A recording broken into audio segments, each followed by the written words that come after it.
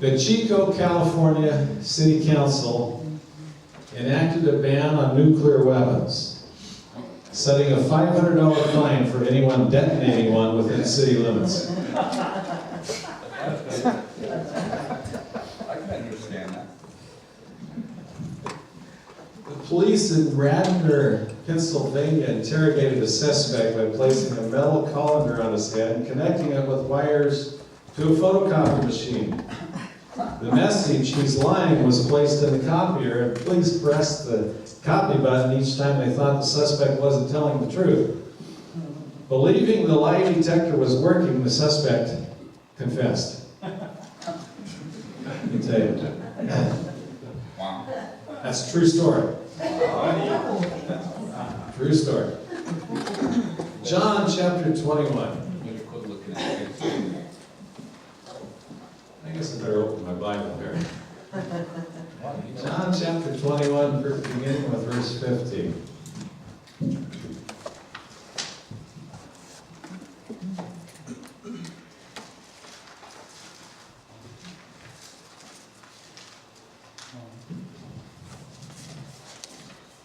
So when they had eaten breakfast, Jesus said to Simon Peter, "Simon, son of Jonah, do you love me more than these?"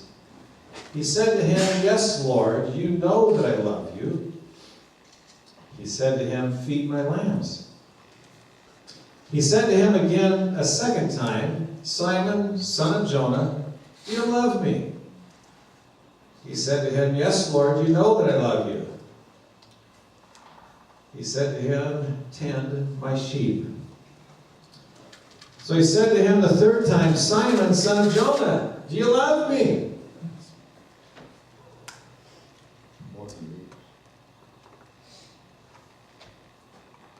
Peter was grieved because he said to him the third time, "Do you love me?" And he said to him, "Lord, you know all things. You know that I love you." And Jesus said to him, "Feed my sheep." Now I'm sure you noticed the emphasis there. Jesus asked the same question of Simon Peter 3 times. And with Peter responding continually, getting more agitated, you can hear it in his voice. Third time, I can hear it. "Come on, Jesus. You got to be kidding me. We're good friends. You know I love you. You don't even have to ask me once. I love you." So I want to give you briefly a little background here of this scripture so we have an idea of what's going on here. The timing here is before the crucifixion. Jesus had been talking to his disciples, and he told them, "All of you will be made to stumble because of me." And of course, Peter said, "Not me. Everyone else might, but not me." "You know me better than that, Lord." And then Jesus said, "Peter, before the rooster crows, you will deny me 3 times. And Peter responds with, "Even if I have to die with you, Lord, I won't do that." And of course, we know what happened after that. You ever know anyone just like that? Just like Peter? "I'm not going to do that." And the next thing you do, you turn around and, "What are you doing?" "I'm not going to do that." And there they go. It's like Jesus was emphasizing the importance of Peter's love. So I want you to picture this for a moment. You're in bed. It's early in the morning. Your alarm hasn't gone off, but you're awake. You're comfy. You don't want to get out of bed. And just at that very moment, you hear this voice. "Do you love me?" And quickly you think to yourself, "I'm going to pretend I'm asleep." And then that voice comes again. do you love me? And reluctantly you respond, yes, I love you.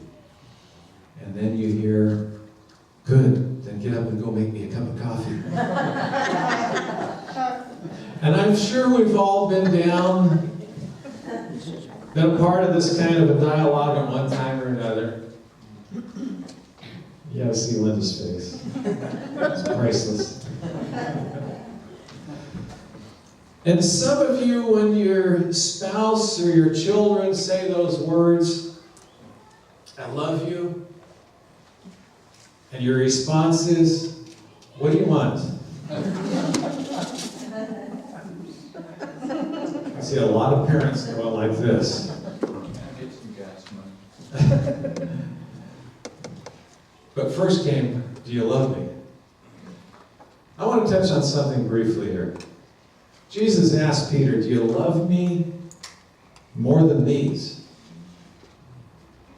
Meaning in this case, more than your boats, your nets, and all your fishing gear? That's really what was meaning when Peter said that. Yes, I love you. And Jesus is going, but, more than those things? So what about us? Jesus asked you, do you love me more than these? What would that mean to you? Would it be more than your car? Hello? More than your skis? More than your horse? More than what's precious to you? What are those things that are really precious to you? Do you love me more than those? And I know some of us would have a problem with that one. Others may not. We cherish things. You see, Peter was impatient. He hadn't seen Jesus for a long time at this point. And then he thought he should have seen him.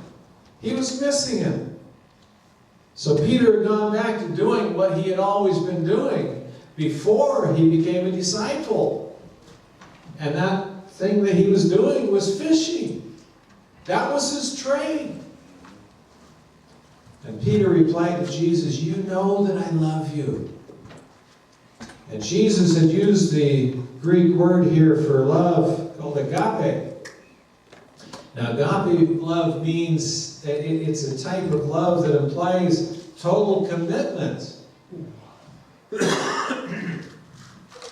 and unconditional love. And Peter, when he responded to Jesus, yes, Lord, you know that I love you, he used a different word for love, which is phileo love, which refers to an affectionate love. Different things here. And I want to insert here that the love Jesus wants us to have for him is a committed love. A love that sticks closer than a brother. One that when things aren't going well, you stick with it.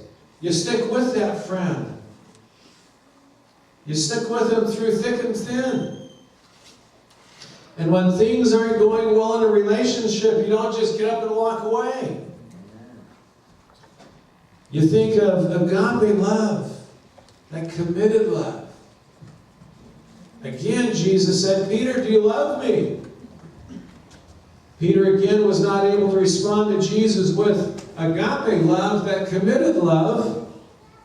He kept using that other word for love, phileo love. Even though Peter wouldn't respond with a straight answer, the kind of answer that Jesus was looking for, Jesus asked him that third time, Peter, do you love me? Peter was hurt.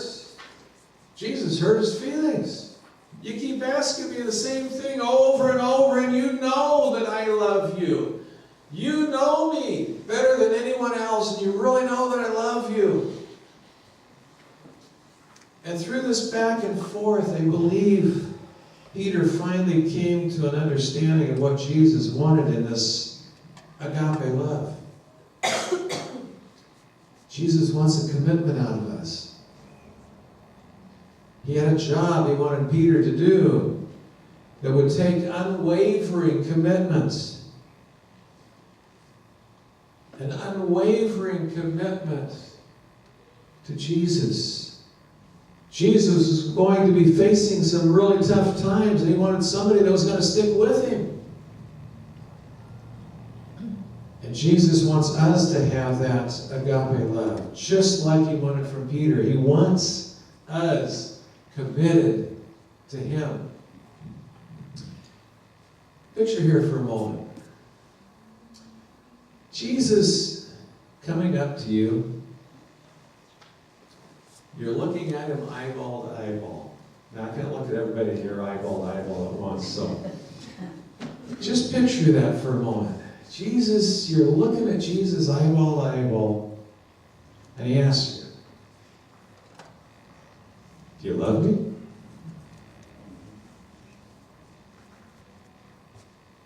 And then again. And then on the third time, you get frustrated with it. You know what I do when somebody keeps asking me the same question over and over? Well, I told somebody just recently, would you please grow up? I said, listen, you've already asked me the same question. Get on with the next one. Now, if you think that was harsh, you'd have to be there to hear it. I can picture Peter wanting to do that to Jesus. Come on. What are you trying to get at here? Don't think that I'm the only one that thinks that way. But Jesus had a point to make. For Peter, it was those things that he owned that helped him make his living. Those were things that were near and dear to him.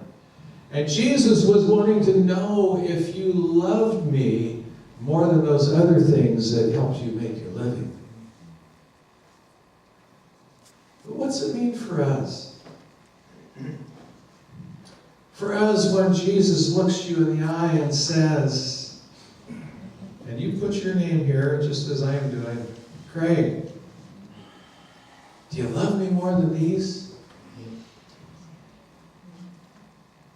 I believe he's referring to any thought, any deed, any person, any set of circumstances that would come between you and God. That's really where it's getting down to here. Things that you own. What do you own that's going to get between you and God? You know some of the things I mentioned to you earlier? None of those might fit you, but you know what fits you. You know those circumstances that are going to fit you, that is going to come between you and God. What or who do we put first? What or who do we love more? What do we love more than God? It's going to come between you and God. Those are choices that we have to make. Oftentimes these choices aren't easy. Peter has sworn his allegiance to Jesus. But when things got tough, what do you think? He tried to blend in with the crowd. He tried to blend in with society. He wanted to run and hide, and that's what he did by getting in the middle of the crowd and began doing what the crowd did. But when he was spotted, somebody recognized him. He denied even knowing Jesus. Now, he didn't have to say anything if nobody recognized him, but you know people are watching. You know somebody's going to come up to you and say, I thought you were a Christian. And when Jesus needed Peter the most, Peter denied him. And I'm sure some of us have or have had friends just like that. When you needed them the most, they're gone.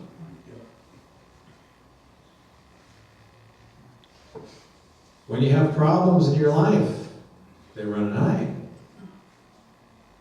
Now, non-Christians, and even some Christians, have a view of what a Christian should be like, right? Is that true? You know people will judge you? No, not you guys. Because you call yourself a Christian, they think you need to act a certain way.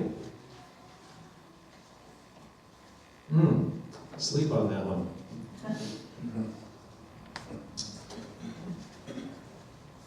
Any of you ever experienced that? Yeah. But this isn't about what non-Christians think we should be like. Nor does it matter what we want to be known for as Christians. Stick with me for just a minute. It's about what does Jesus want us to be known for as Christians. Got it? Yeah. What does Jesus want us to be known for as a Christian? Matthew chapter 22, verse 36 to 40. You shall love the Lord your God with all your heart, with all your soul, and with all your mind.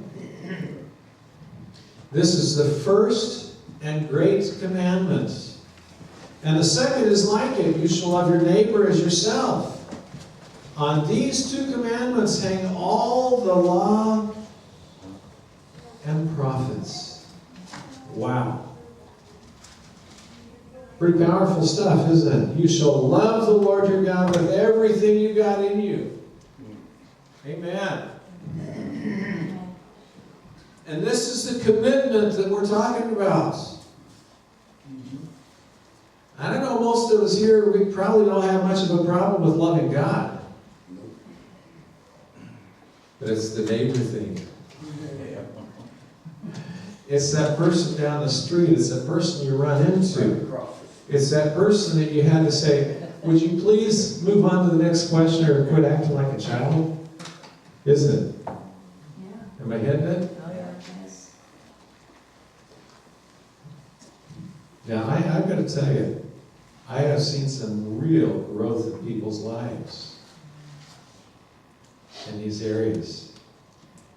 So let's move on to 1 Corinthians chapter 13, where it says, but if I have not love, I am nothing. Loving God with all your hearts, with all your soul, with all your mind. Jesus wants us to be known for loving Him. If loving Him is first and foremost in your life, everything else is going to fall into place. He's not concerned primarily with you and I being able to convince others to become a Christian. And I'm going to throw something in here, just as a side note. I used to be out there trying to convince everybody to be a Christian, and I won so many people to the Lord, it was incredible. But you know what? It didn't stick. It's because God has to be the one drawing them, not somebody else. God's got to draw them. They've got to hear it from Him. He's not so concerned that others see us as kind, generous, patient, peace-loving, and not to say that those aren't good traits of a Christian. But I believe the impression Jesus wants others to have when they encounter a Christian is this: man, this person really loves Jesus. I may not agree with everything they say, but this person loves Jesus. I met somebody just this past week that fits that description. I had no doubt when I met him. He loved God. He was a born-again Christian. He loved God with all his heart. It was so incredible, like we became instant brothers. Never seen him before in my life. But when I met him, and I believe that that's how he wants us to be known in the community. It's how he wants us to be known by our friends. They'll know you, they'll know me by your love. God's love was just, and I don't know if this is the right word to use, but oozing out of this person. If you love me, keep my commandments. And if you're loving him, you will keep his commandments. If you're a Christian, you are a follower of Christ. Mark chapter 1, verses 17 and 18. And Jesus said to them, "Follow me, and I will make you fishers of men." And they immediately left their nets and followed him. They left those things that were near and dear and followed Jesus. They left those things behind. That word follower implies action. To follow, you got to be doing something. You're going to be moving towards Christ. Christian means Christ-like. So you are imitating Christ. Amen. And now, we come back to those two commandments. Number 1, love God with all your heart. And number 2, love your neighbor as yourself. Now, does it mean we're not going to have obstacles in our life? Does it mean that we're not going to face temptations in our life? But you can do it. You can do it. What Christ tells us to do in the Word, you can do it. And remember, anytime you face something that seems too much to overcome in your life, and I've seen many people that are very challenged in their life because it seems like they've got so many trials pressing in on them, that they feel like they're just not going to make it.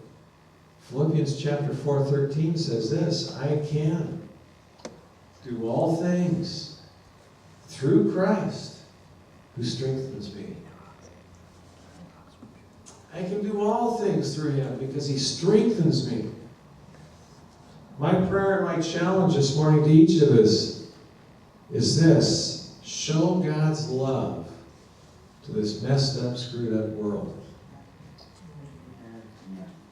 This world needs you as a witness. This community needs you as a witness. People need to see you, and when they see you, know that there's something different about you. And the door is open wide for you to be able to share Christ with them. They need to know that he's alive.